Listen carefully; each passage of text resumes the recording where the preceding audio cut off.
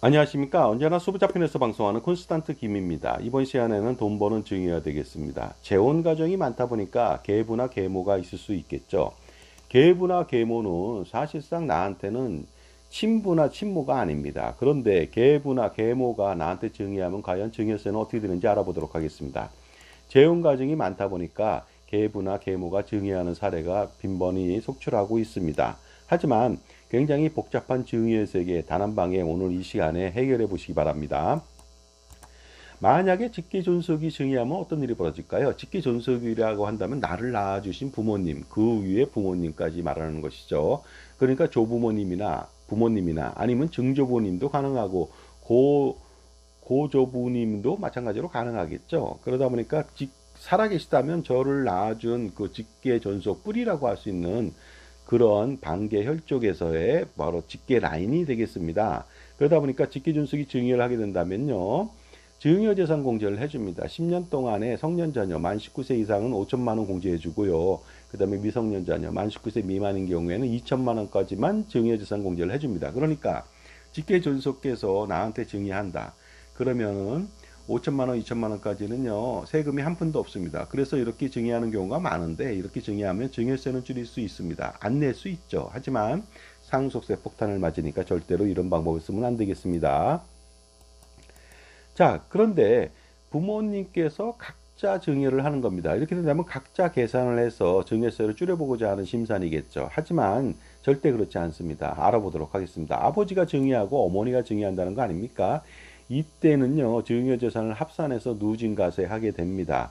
그리고 어머니 아버지가 각각 증여했지만 증여재산 공제는 직계존속 공제는 10년 동안 딱 5천만 원만 해줍니다. 그러니까 각각 5천씩 1억 원을 공제해 주는 것은 아니죠. 여기에 또 합세해서 할아버지 할머니까지 네 분이 증여했다.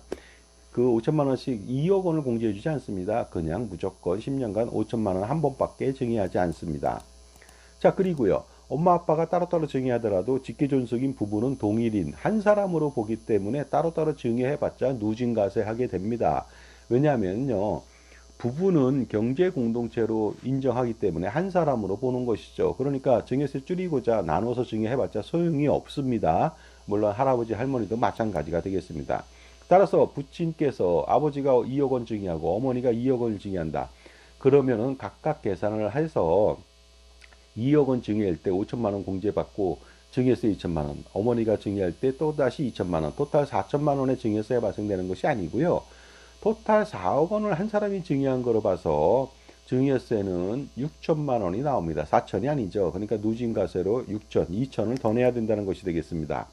하지만 부모님께서 이혼했는데 부모님, 어머니, 아버지가 따로따로 증여했다. 이럴 때는 어떻게 될까요? 합산할까요? 합산하지 않습니다. 직계존속은 맞거든요.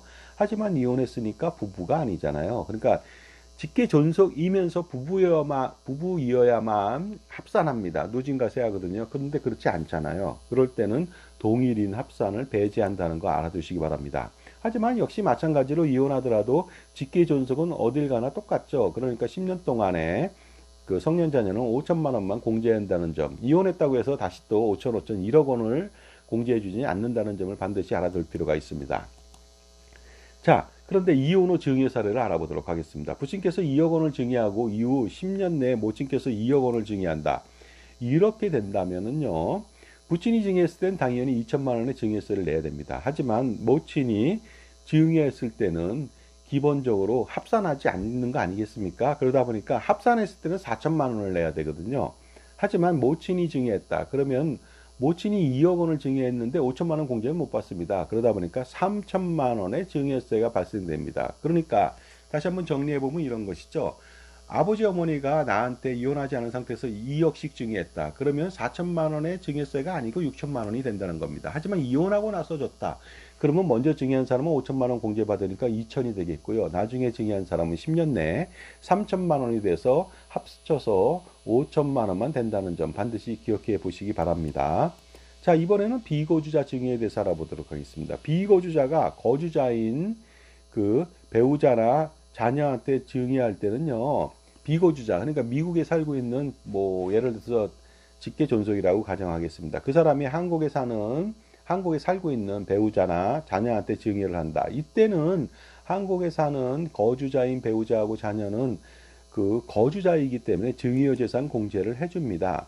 그래서 증여재산 공제라고 하는 것은요, 받은 사람, 수증인의 거주자 여부를 보고서 판단하는 것이거든요. 수증인이 거주자라면 증여재산 공제를 해준다.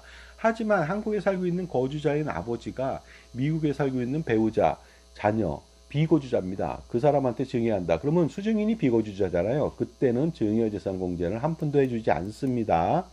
자, 그 다음에 계부나 계모가 증여하는 거 알아보도록 하겠습니다. 직계존속과 혼인 중인 배우자도 직계존속은 아니지만 직계존속으로 인정합니다. 그렇기 때문에 의붓자식이 성년이다, 만 19세 이상이다. 그러면 5천만 원 증여재산 공제를 해줍니다. 계부나 계모가 성년 그 의붓자녀한테 그 증여할 때 5천만 원 공제해주고 미성년자녀는 2천만 원 증여재산 공제를 해준다는 거 아니겠습니까? 비록 직계존속은 아니지만 직계존속과 혼인한 상태에 있는 사람이라서 직계존속으로 가름한다는 것이 되겠습니다. 그런데 생부와 계모가 따로따로 증여한 경우는 어떻게 될까요? 부부인 경우에는 합산하잖아요. 그런데 놀랍게도 이럴 때는 부부는 맞으나 직계존속으로 인정하는 것처럼 보이지만은 사실은 계모는 직계존속은 아니잖아요. 그러니까 생부와 계모가 따로따로 증여한다면은요, 부부를 동일인으로 간주하지 않고 따로따로 보기 때문에 따로따로 증여세를 산출하게 됩니다. 다만 증여재산 공제는 10년 동안 마찬가지로 5천만 원만 해준다는 것이 되겠습니다. 그 다음에 계부, 계모한테 증여하는 경우도 있겠죠. 이랬을 때 수증인과 혼인 중인 배우자의 직계비속도 직계비속으로 인정한다. 그러니까 의붓자식이 계모, 계부한테도 증여할 수 있어요. 근데 계부, 계모는 기타 친척이거든요. 기타 친인척이거든요. 인척이죠.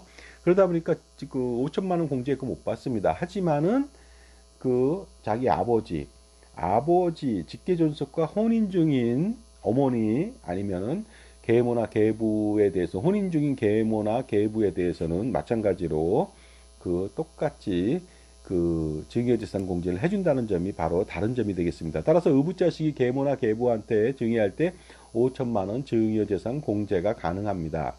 두 명이 증여한다면 당연히 1억 원 면세점 증여도 가능하겠습니다만은요. 그러나 이때 주의할 점이 있습니다.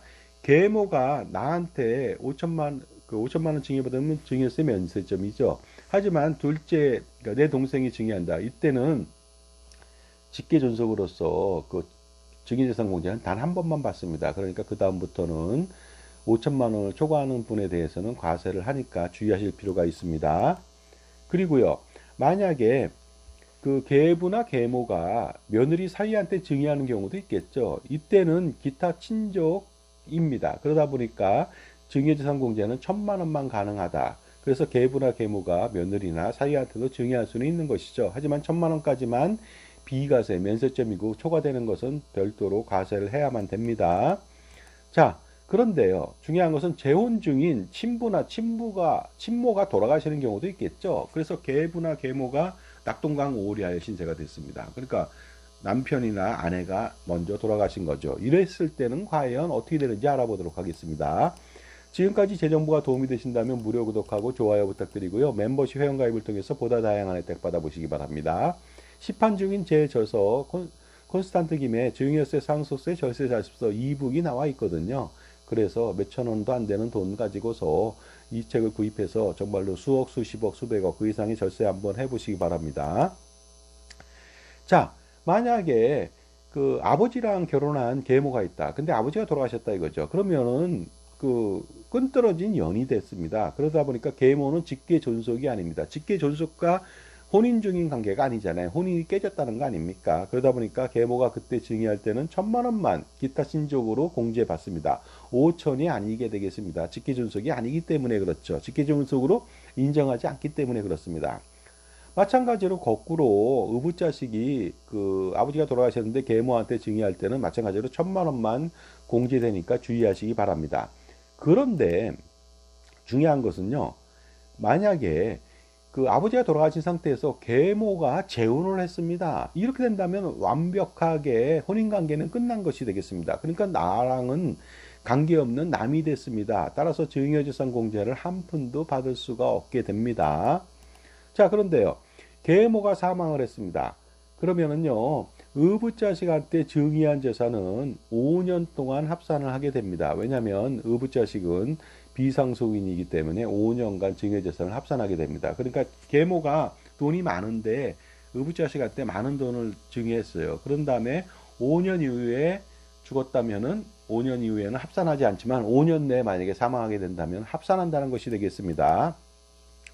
자, 지금까지 알아본 결과 증여재산 공제는요, 증여세 절세에 아주 미미한 영향을 준다고 판단합니다. 5천, 2천은 별거 아니거든요.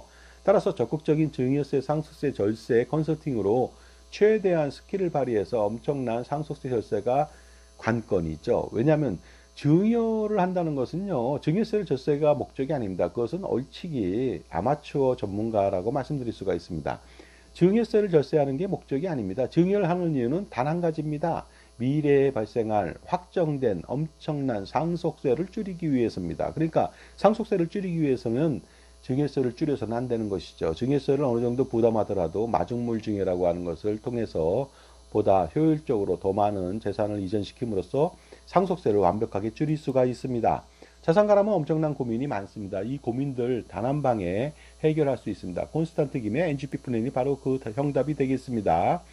그래서 할아버지, 아버지, 손자녀 100년 동안에 100년 대계, 100년 동안에 엄청난 절세 한번 해보시고 세금 우산을 펼쳐 제공해서 받아보시기 바랍니다. 그래서요, 을사년 2025년도 한 달 동안에 콘스탄트 김의 NGP 플랜에 대해서 무료 컨설팅 상담에 지원해 드리니까 반드시 이 기회를 놓치지 마시고 100년간의 대계를 지금 한번 도모해 보시기 바랍니다. 010-5473-9327 콘스탄트 김 지금 전화 주신다면 현명한 부모님이 되실 수 있습니다. 현명한 조부모님이 되실 수 있는 기회가 됩니다. 그래서 만족한다면은 바로 NGP 플랜을 실행하는데 처음부터 끝까지 제가 전폭적인 집중 지원을 아끼지 않겠습니다. 감사합니다.